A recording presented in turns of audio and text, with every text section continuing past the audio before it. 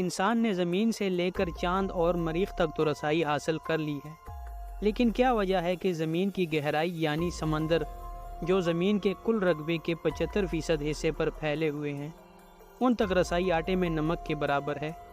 سمندری علوم کے ماہرین اس بات پر متفق ہیں کہ ابھی تک سمندری علوم کا بمشکل 5% حصہ ہی دریافت ہو سکا ہے۔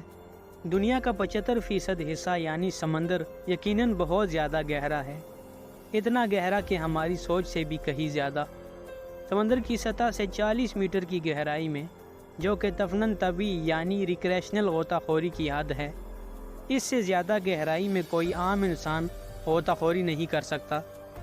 93 میٹر کی گہرائی میں لوسیٹانیا نامی جہاز کا ملبہ دریافت ہوا تھا۔ یہاں دلچسپ بات یہ ہے کہ لوسیٹانا کی لمبائی 240 فٹ تھی، جبکہ یہ اپنی لمبائی سے بھی کم گہری جگہ میں ڈوب گیا تھا۔ یہی وجہ تھی کہ لوسیٹانا کا کچھ حصہ سمندر کے اندر اور باقی حصہ سمندر کے باہر پایا گیا تھا۔ 100 میٹر کی گہرائی میں بغیر حفاظتی آلات اور انتظامات غوطہ خوری جان لیوا ہو سکتی ہے، کیونکہ یہاں پانی کا دباؤ اتنا زیادہ ہوتا ہے کہ وہ انسان کے اندرونی اعضاء کو بآسانی نقصان پہنچا سکتا ہے، جس سے فوری موت بھی واقع ہو سکتی ہے۔ دوسری جانب جرمنی کے ایک شخص ہیبرٹ نے سمندر کی 214 میٹر کی گہرائی میں جا کر عالمی ریکارڈ اپنے نام کر کے کامیابی حاصل کر لی تھی۔ اس سے مزید نیچے یعنی 332 میٹر کی گہرائی وہ حد ہے جہاں مصری غوطہ خور احمد جبر نے پہنچ کر گنیز بک آف ورلڈ کے مطابق عالمی ریکارڈ بنا لیا تھا۔ 500 میٹر کی گہرائی میں ہم سمندری نیلی وہیل کی غوطہ خوری کی حد تک پہنچ سکتے ہیں، جس کا شمار دنیا کی دہویکل مخلوق میں ہوتا ہے اور جس کا وزن 190 ٹن اور لمبائی 33 میٹر تک ہوتی ہے۔ اب اگر 35 میٹر مزید گہرائی میں جائیں تو ہم پینگوئن کی غوطہ خوری کی حد تک جا سکتے ہیں۔ 535 میٹر کی اس گہرائی میں پانی کا دباؤ ایک انسان اور پینگوئن دونوں کے لیے ناقابل برداشت ہوگا۔ سمندر میں 830 میٹر کی گہرائی یعنی دبئی میں موجود دنیا کی سب سے بلند عمارت برج خلیفہ تک سمندر میں سمو سکتی ہے، اور جب ہم سطح سمندر سے 1000 میٹر یعنی 1 کلومیٹر کی گہرائی میں پہنچتے ہیں تو یہ سمندر کا اسکیری زون، جسے خطرناک ترین حصہ کہا جاتا ہے، ایک لحاظ سے سورج کی روشنی کا اس سے نیچے پہنچنا ناممکن ہے، چنانچہ یہ مکمل طور پر تاریک علاقہ ہے۔ اس گہرائی میں پانی کا دباؤ اتنا زیادہ ہوتا ہے کہ انسان کا زندہ بچ نکلنا ایک معجزہ ہوگا۔ اگر انسان پانی کے دباؤ سے بچ بھی نکلے تو یہاں جینٹ اسکویڈ زندگی کا خاتمہ کرنے کے لیے کافی ہے۔ 1280 میٹر کی اس گہرائی میں ہم لیدر بیک سمندری کچھوے کی غوطہ خوری کی حد تک جا پہنچتے ہیں۔ 1828 میٹر کی گہرائی تک پہنچنے کا مطلب دنیا کی گہری ترین وادی گرینڈ کینن تک پہنچنے کے برابر ہے، جبکہ اس سے نیچے 2000 میٹر کی گہرائی میں سمندر کی خوفناک اور خطرناک مخلوق پائی جاتی ہے، جس میں سے ایک بلیک ڈریگن فش ہے جو ایک گوشت خور مخلوق ہے۔ اس گہرائی میں اس فش کو فلیش لائٹ کے ذریعے ہی دیکھنا ممکن ہے۔ مزید 250 میٹر یعنی 2250 میٹر نیچے جانے پر ہم اسپرم ویل اور نہایت ہی خوفناک مخلوق کلوسر اسکویڈ کی غوطہ خوری کی حد تک جا پہنچتے ہیں۔ اسپرم ویل کے جسم پر اکثر سفید نشانات پائے جاتے ہیں۔ یہ نشان کلوسر اسکویڈ سے لڑائی کے دوران لگتے ہیں۔ کلوسر اسکویڈ 14 میٹر لمبے اور ان کا وزن 750 کلو گرام تک جا سکتا ہے۔ اس کی آنکھ کھانے کی پلیٹ کے برابر اور دانت ایک بلیڈ کی مانند تیز ہوتے ہیں۔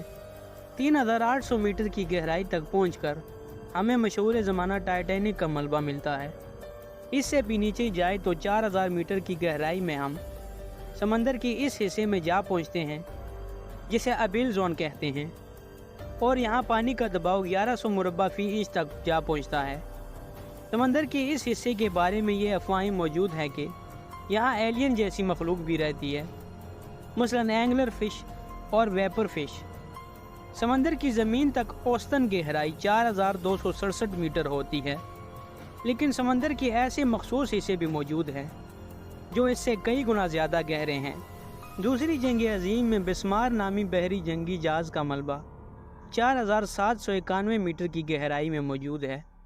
اس سے کئی زیادہ نیچے 6000 میٹر کی گہرائی میں ایک ایسا سمندری علاقہ موجود ہے جسے ہڈل زون کہا جاتا ہے۔ اس کی خاص بات یہ ہے کہ یہ سمندر کا غالباً تاریک ترین حصہ ہے اور یہاں پانی کا دباؤ 11,000 گنا زیادہ ہوتا ہے۔ 6,500 میٹر سمندر کی گہرائی کی وہ حد ہے جہاں DSV ایلوین نامی مشہور تحقیقی آبدوز پہنچی تھی، اور اسی آبدوز نے ہی ٹائٹینک کی کھوج لگانے میں معاونت کی تھی۔ جب ہم 8,848 میٹر کی گہرائی تک پہنچتے ہیں تو یہ وہ حد ہے جہاں دنیا کی سب سے اونچی چوٹی ماؤنٹ ایوریسٹ تک ڈوب جائے، لیکن اس کے باوجود سمندر کی گہرائی ابھی یہاں پر ختم نہیں ہوتی۔ 10,898 میٹر کی گہرائی میں ہم وہاں جا پہنچتے ہیں جہاں سن 2012 عیسوی میں جیمز کیمرون بحری آبدوز پہنچی تھی، جس کا مقصد سمندر کے گہرے ترین مقام کو دریافت کرنا تھا، لیکن انسان نے سمندر کا سب سے گہرا مقام 1960 میں ہی اس وقت دریافت کر لیا تھا جب ڈان والش اور جیکویس یکارڈ 10,916 میٹر کی گہرائی میں اپنی آبدوز کی مدد سے پہنچے تھے۔ انہیں سطح سمندر سے یہاں تک پہنچنے میں 5 گھنٹے لگے تھے، جبکہ وہ یہاں صرف 20 منٹ ہی رک پائے تھے کیونکہ ان کی آبدوز کا شیشہ ٹوٹ گیا تھا، جس کی باعث انہیں فوراً واپس لوٹنا پڑا۔ اب آپ اگر 10,972 میٹر سمندر کی گہرائی کا اندازہ اس بات سے کریں کہ ہوائی جہاز عام طور پر 10,972 میٹر کی اوسط بلندی پر پرواز کرتے ہیں، چنانچہ جب آپ ہوائی جہاز میں سفر کریں تو اتنی بلندی سے زمین کی طرف دیکھ کر سمندر کی گہرائی کا تصور کریں کہ یہ کتنا گہرا ہوگا۔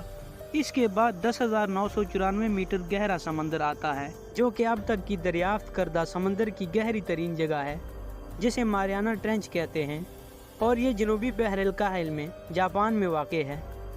یہاں یہ بات یاد رکھنا بے حد ضروری ہے کہ اب تک کا دریافت کیا جانے والا گہرا ترین مقام سمندر کی صرف 5% دریافت کا نتیجہ ہے، جبکہ ماہرین کے مطابق سمندر کے بارے میں ابھی 95% دریافت ہونا باقی ہے۔